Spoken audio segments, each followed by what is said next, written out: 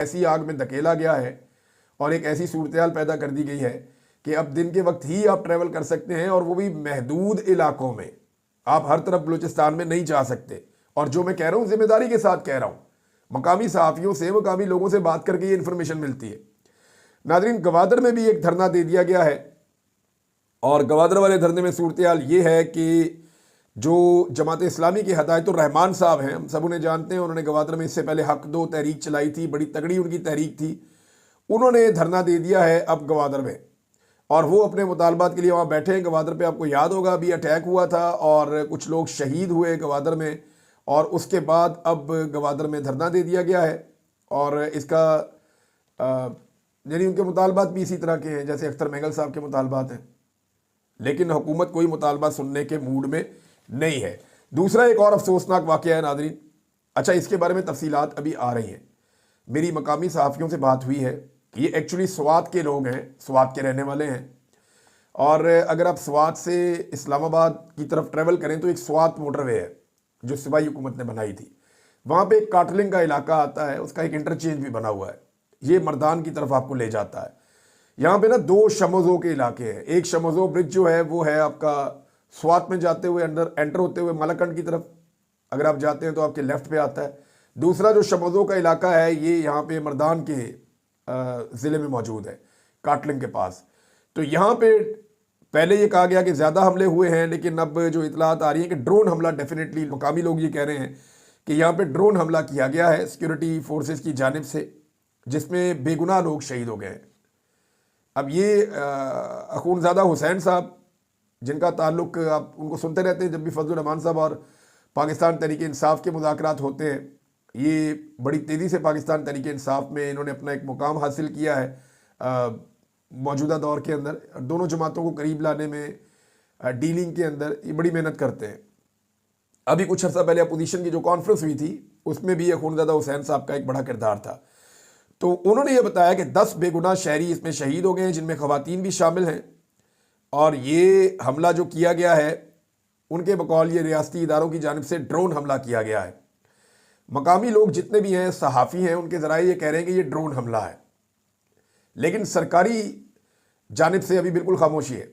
ना तो पुलिस ने कोई बयान दिया इस पर, ना सिक्योरिटी फोर्सेस ने इस पर कोई बयान दिया, ना खैबर पख्तूनख्वा हुकूमत का अभी तक कोई स्टेटमेंट आया, ना ही फेडरल गवर्नमेंट का अभी तक कोई स्टेटमेंट आया। वज़ीर दाखिला, वज़ीर दिफा, किसी ने कोई स्टेटमेंट अभी तक इसके ऊपर नहीं दिया। लेकिन ये ड्रोन हमला रिपोर्ट हुआ है जिसमें 10 लोग शहीद हुए हैं, और मकामी अफराद के मुताबिक ये बेगुनाह लोग हैं, इनमें ख़वातीन भी शामिल हैं। और इनकी लाशें अब रख दी गई हैं लाके लवाकिन और अहले इलाका की जानिब से स्वात मोटरवे पे, और पिछले कई घंटे से स्वात मोटरवे बंद है। अब ये एक नई सिचुएशन है, लाशें रख के लोग एहतजाज कर रहे हैं स्वात मोटरवे पे। ये लोग कौन थे, ज़रा थोड़ा मैं आपको बता देता हूँ। इनमें ज़्यादा लोग वो हैं जो नकल मकानी करते हैं।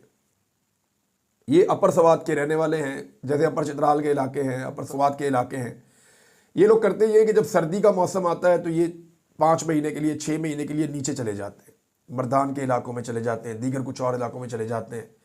वहाँ पे ये बाद का घर किराए पे ले लेते हैं। बाद लोगों के 2-2 घर हैं कि वो अपनी ज़िंदगी के चंद महीने गुजारते हैं जब बहुत सर्दी होती है, जलाने के लिए लकड़ी भी अवेलेबल नहीं होती। और इमरान खान साहब ने एक जब उसूल बनाया था कि आप जंगल नहीं काट सकते, तो उसके बाद ये लोग अपनी ज़िंदगी का इन्होंने तरीक़ाकार ज़्यादा तब्दील कर दिया था। तो ये अपर स्वात के इलाकों से जो लोग नीचे आए, वो लोग आकर यहाँ पे काटलिंग के इलाके में रह रहे थे। तो काटलिंग के इलाके में जब ये खुदकुश हमला हुआ है, ये वो लोग हैं जिनके ऊपर अटैक हुआ, और आजकल के दिनों में ही इनको वापस अपर स्वात में अपने इलाकों में जाना था। तो नाज़रीन, ये इंतहाई अफसोसनाक खबर है। इसके ऊपर एक तरफ का पूरा मौक़िफ़ हमारे पास मौजूद है कि ड्रोन हमला हुआ है, दूसरा इसके अंदर ये दावा किया गया कि ख़वातीन भी शामिल हैं जो शहीद हुए लोग उनमें, और तीसरा ये कि ये बेगुनाह लोग हैं जो शहीद हुए हैं। अब जो सरकारी मौक़िफ़ है वो आना बाकी है, वो आता है तो वो भी आपके साथ शेयर कर देते हैं। नाज़रीन, काजी फ़ायद ईसा साहब की एक तस्वीर जो है वो वायरल हुई है। ये ज़रा तस्वीर आप देखें, ये पहचाने नहीं जा रहे ना आपसे, ये काजी फ़ायद ईसा साहब है। अंदाज़ा कीजिए आप, अब ये शख्स पहचाना भी नहीं जा रहा। पता है क्यों? देखें, पूरा हुलिया ही बदला हुआ है। जैसे कपड़े काजी फ़ायद ईसा ने पहने हुए हैं, ऐसे कपड़े तो ये कभी पहनते ही नहीं थे। शलवार कमीज और वेस्ट कोट कौमी लिबास है, पहनना चाहिए, लेकिन आप ये देखें कि उन्होंने ये कपड़े, इससे पहले हमने उनको ऐसे नहीं देखा नॉर्मली। तो ये उस तरह के कपड़े इन्होंने पहने हुए हैं। दूसरा आप देखें, इनके सर के बाल बहुत छोटे छोटे हैं, बिल्कुल ही जैसे मशीन फेरी हुई होती है। फिर अगर आप दाढ़ी के बाल देखें तो कादी साहब की पहले दाढ़ी जो है वो थोड़ी सी लंबी हुआ करती थी, अब बिल्कुल ही ना होने के बराबर बिल्कुल छोटी छोटी दाढ़ी है। और जो ऐनक कादी फायद ईसा साहब ने लगाई हुई है, ये ऐनक हुलिया बदलने के लिए ऐसा लगता है लगाई है कि इस ऐनक को पहनने के बाद कादी साहब बिल्कुल ही नहीं पहचाने जा रहे कि ये वो वाला आदमी है जिसने चीफ जस्टिस ऑफ पाकिस्तान के तौर पे तबाही फेरी हुई थी। अब ये फोटो दो लोगों के साथ जब कादी साहब की सामने आई तो फिर उसके बाद कादी साहब की जो लोगों ने तबाही फेरी है, मुझे कुछ चीजें याद आ गई। यानी ऐसा लगता है देख के कि वो हुलिया बदल के अपना फिर रहे हैं। हो सकता है उन्होंने उम्रा किया हो कादी साहब ने और सर के बाल जो है वो मुंडवाए हो, लेकिन ये भी मुमकिन है कि, लेकिन दाढ़ी जैसे छोटी होगी ना तो ये एक अलग कहानी है, इसको उसके साथ आप नहीं जोड़ सकते। फिर जैसे ऐनक तब्दील हुई है, बज़ाहिर ऐसे लगता है कि कादी फायद ईसा ने अपना हुलिया तब्दील किया है और वो नहीं चाहते कि लोग उन्हें पहचाने। क्योंकि देखिए यूरोप में, पाकिस्तान से बाहर आप कहीं भी जाते हैं, आप एयरपोर्ट पे जहाज़ों में आप ट्रैवल करते हैं तो बड़ा मुश्किल हो जाता है जब आपने लोगों के बारे में ऐसे गलीज़ फैसले किए हो।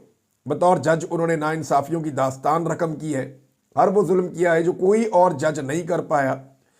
और सबसे ज़्यादा मुझे जो बात याद आई कादी साहब की ये तस्वीर देखकर, कादी साहब ने एक दिन रिमार्क्स दिए थे कि किचन की गर्मी बर्दाश्त नहीं होती तो किचन को छोड़ दें, बाहर निकल जाए। तो अब कादी साहब के लिए पूरी दुनिया ही किचन बनी हुई है, पूरी दुनिया की ज़मीन कादी साहब के लिए गर्म है और कादी साहब हुलिया बदल के फिरते हैं। और इमरान खान साहब का भी एक बयान मुझे याद है। इमरान खान साहब ने कहा था कि ये लोग मुंह छिपाते फिरेंगे, और देखें आप वो जो इनकी असली शक्ल है उसको उन्होंने छुपाया है, एक नई शक्ल के अंदर कादी फायदी साहब को नजर आए हैं। थोड़े दिन पहले एक और भी कादी साहब के हवाले से बयान की गर्दिश कर रहा था कि शायद कादी साहब पछता रहे हैं जो कुछ उन्होंने किया पाकिस्तान के साथ, लेकिन नहीं, ऐसा हो नहीं सकता। अगर पछता रहे होते तो जब वो कुर्सी पे बैठे थे तो कुछ तो ऐसा करते, लेकिन आखिरी दम तक कादी फायदी साहब ने कोशिश की कि उसको एक्सटेंशन मिल जाए। उस एक्सटेंशन के लिए 26वीं आईनी तरमीम के रास्ते तक निकाले कादी फायदी साहब ने, सारा कुछ करके देख लिया लेकिन बात बनी नहीं। तो कादी फायद ईसा को अल्टीमेटली जाना पड़ा, ओहदे से जाना पड़ा, उसको छोड़ना पड़ा, और बड़ी बेदिली के साथ वो गए हैं क्योंकि उन्होंने कभी नहीं कहा कि मैं इस ओहदे पे एक्सटेंशन नहीं लूंगा। गोल मोल बयान देते थे, वो कहते नहीं थे। सिद्दीक जान साहब की एक बात मुझे याद आई जिसमें उन्होंने लिखा था कि ये किरदार तारीख के कूड़ादान में जाएगा। अब ये मकाम इबरत है तमाम उन लोगों के लिए जो कुर्सी पे बैठ के ये समझते हैं कि वो खुदा बन बैठे, जिन्हें कुर्सी पे बैठ के ये लगता है कि इस सुबह की कभी शाम नहीं आनी, हर आदमी का एक जवाल होगा। आज आप देखें कि जनरल कमर जावेद बाजवा या जनरल नदीम अंजुम वो पूरी दुनिया में पाकिस्तानियों को फेस नहीं कर सकते। कादी फायज ईसा पूरी दुनिया में पाकिस्तानियों को फेस नहीं कर सकता, नहीं कर सकते ना। जनरल बाजवा ने तो एक जगह पे ये भी कह दिया था, मैंने वो वीडियो देखी, कि मैं वो हूं ही नहीं, और कादी साहब ये साबित कर रहे हैं कि मैं वो हूं ही नहीं। आप अंदाजा करेंगे जब आपको अपनी ज़ात, अपनी शख्सियत छुपानी पड़ जाए तो आपने क्या काम किए होंगे जिनकी वजह से आप यहाँ तक पहुँच गए हैं। आपने कितना जुल्म किया, एक पॉलिटिकल पार्टी से उसका निशान छीन लिया, ज़बरदस्ती का रिजीम चेंज ऑपरेशन करवाया, इंसानी हुकूक की पामानियों पर आप खामोश रहे, जबरी गुमशुदगियों पर आपने कोई फैसला नहीं दिया, आप आलाकार बने रहे एस्टेब्लिशमेंट के, और आपने हर वो काम किया जो एस्टेब्लिशमेंट को और इमरान खान साहब के पॉलिटिकल अपोनेंट्स को सूट करता था। आप उनके साथ खड़े हो गए। नादरीन, बिलाखिर अहमद नूरानी साहब की वालिदा ने पुलिस और अदलिया से मायूस होकर इंसाफ ना मिलने पर army chief general Syed Asim Munir साहब से अपील कर दी है और ये कहा है कि सिर्फ आप ही ये कर सकते हैं, मेरे बेटों को आप बाजियाब करवा दें। जो अहमद नूरानी साहब ने किया या कहा, मैंने उन्हें पहले भी मना किया था और मेरा उससे कोई ताल्लुक नहीं है, ना उसके भाइयों का उससे कोई ताल्लुक है, लिहाजा आप उन्हें छुड़वा दें, आपकी बड़ी मेहरबानी। अब ये एक माँ क्यों अपील कर रही है, देखें।